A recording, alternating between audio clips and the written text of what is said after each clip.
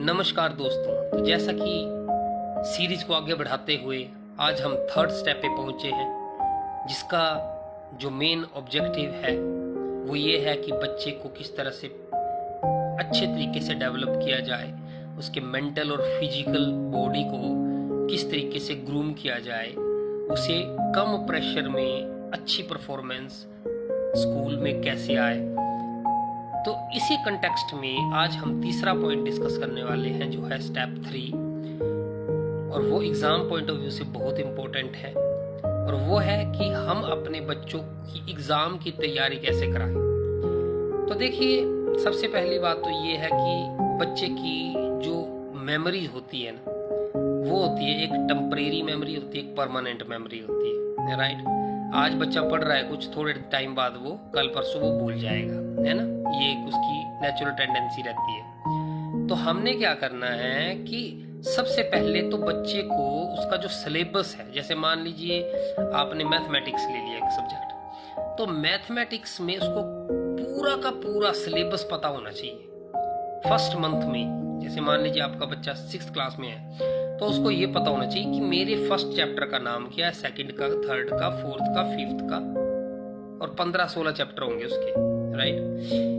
तो इस तरीके से उसको सबसे पहले जो उसका इंडेक्स है ना, उसको बोलना कि तू उसको पूरा एक ब्लैंक पेपर A4 साइज का उस पर लिखो और दीवार पे चिपकाओ या किसी भी अलमारी के ऊपर चिपकाओ, जिसको वो रोज देख सके। उसके बाद जैसे उसका FA1 या SA1 का एग्जाम हो, तो उसको हाइलाइटर से हाईलाइट करो कि भाई इतना सारा सिलेबस है, लेकिन तुमने बस इतना सा ही पढ़ना है। तो उसके माइंड में एक जिसको बोलते हैं कि मेमोरी तैयार होगी कि हाँ भाई सिलेबस तो बहुत है, लेकिन मेरे को थोड़ा पढ़ना है। तो उसकी जो पढ़ने की क्षमता होगी वो बढ़ जाएगी। अदरवाइज तो वो हमेशा वो बड़ी मोटी किताब को देखता रहेगा और उसको पता नहीं लगेगा मैंने क्या पढ़ना है। तो आपको क्या करना है, उसकी जो मेमोरी है उसको तैयार करने के लिए आपको वो इंडेक्स उससे बनवाना है और उसको लगवाना है। मान लीजिए आपने 16 जो चैप्टर्स हैं उसको, आइए मैं आपको दिखाई देता हूँ किस तरह का वो होता है। जैसे मैथमेटिक्स का है, ये एनवायरमेंटल साइंस का है। इस तरह से आपने इंडेक्स बनाना है, और एक बार वो इंडेक्स बन जाए उसके बाद उसको हाईलाइट करना है और बच्चे को वही याद कराना है, ठीक है। तो हाईलाइट करके 3-4 चैप्टर आ गए, तो बच्चे के माइंड में एक तो पहले से इमेजिनेशन में रहेगा कि हाँ मेरा इतना सिलेबस है और उसमें से थोड़ा सा पढ़ना है।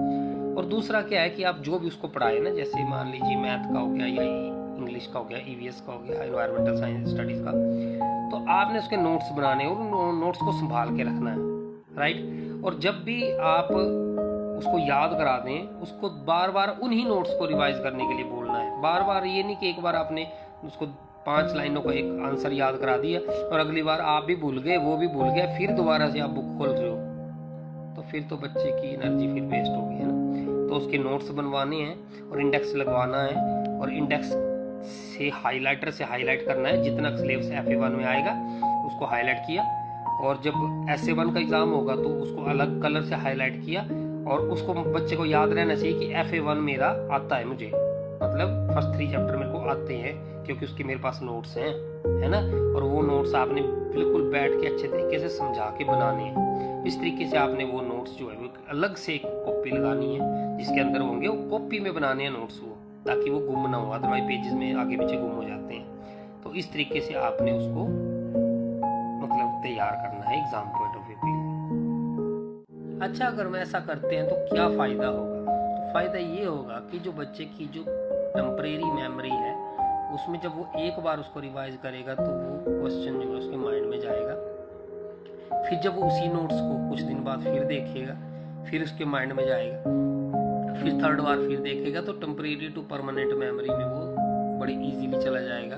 और बीच बीच में आप उसके टेस्ट लेते नहीं तो उसको इजी लगेगा, और धीरे धीरे वो सिलेबस को बड़े मतलब प्रेशर फ्री इन्वायरमेंट में जो है उसको याद कर पाएगा और एग्जाम में भी लिख पाएगा।